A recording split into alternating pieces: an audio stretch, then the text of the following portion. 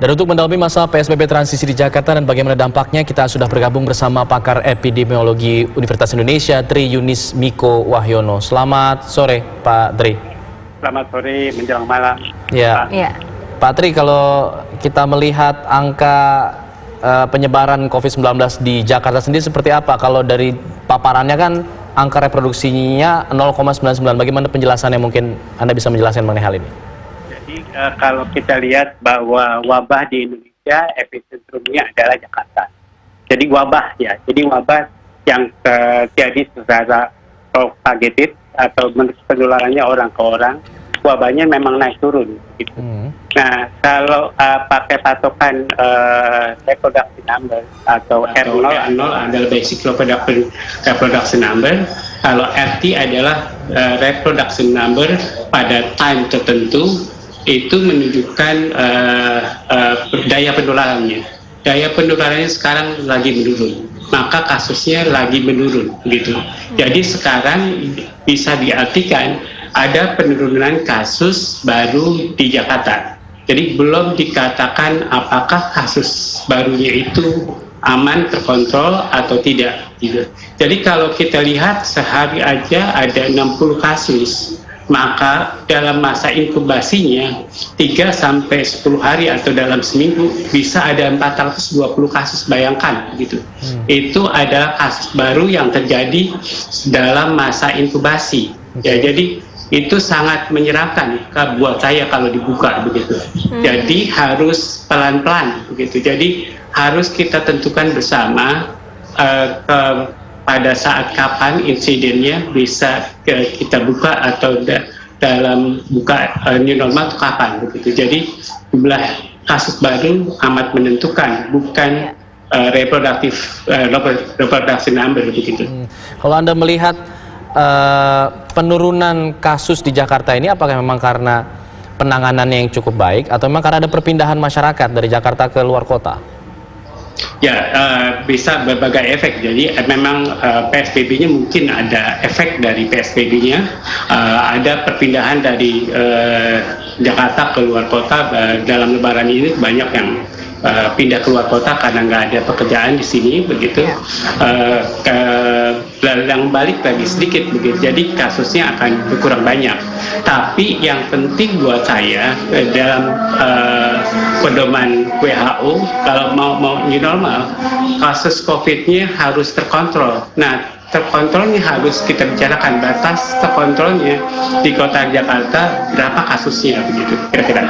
Pak Tri tadi katakan bahwa angka yang menurun ini tidak menentukan bahwa sudah dalam keadaan baik. Sehingga ketika memasuki fase transisi PSBB Jakarta esok hari, akan seperti apa? Apakah akan bisa meningkat lagi angka positif COVID-19 karena aktivitas sosial sudah kembali secara keseluruhan? Itu yang saya takutkan.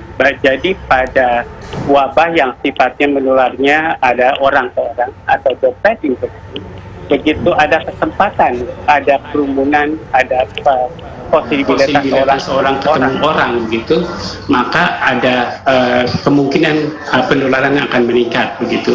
Apalagi kalau kepatuhan pakai masker, kepatuhan jaga jarak itu tidak bisa dipastikan.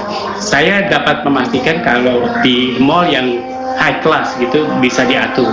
Tapi dalam pertokoan yang middle atau bawah itu sulit diatur begitu. Bahkan kemarin saja sudah Lebaran orang buka toko tanpa peduli pakai masker atau tidak. Jadi itu menunjukkan bahwa masyarakat tingkat rendah nggak peduli dia kena COVID atau enggak. Kemudian yang penting saya makan. Jadi itu harus diperhatikan masyarakat yang seperti itu gitu kira-kira. Iya, Pak Tri, artinya indikator seperti apa ketika sudah dikatakan kita siap memasuki fase transisi PSBB Jakarta? Tapi dijawabnya usai kumandang azan maghrib untuk wilayah DKI Jakarta dan sekitarnya berikut ini. Kita lanjutkan dialog mengenai fase transisi PSBB Jakarta. Pak Tri, tadi pertanyaan saya, bagaimana indikator ketika Indonesia, khususnya DKI Jakarta, dinyatakan sudah siap memasuki fase transisi PSBB Jakarta sebelum nantinya akan dalam normal baru? Jadi sebenarnya harus ditentukan jumlah kasus yang dianggap terkontrol begitu. Jadi kalau 60 kasus atau 80 kasus berarti dalam seminggu itu ada sekitar 400 kasus atau 500 kasus. Jadi menurut saya masih banyak begitu. Jadi harus ditentukan jumlah minimal yang dapat diamankan oleh DKI Jakarta. Apakah puluhan kasus misalnya dalam seminggu, kemudian karena itu puluhan kasus saja akan dalam seminggu akan melibatkan banyak PDP dan ODP. Jadi kira-kira kalau kali dua, kalau ODP-nya kali dua, PDP-nya kali dua, kira-kira 200 sampai 400 PDP dan ODP yang harus dijaga oleh DKI Jakarta.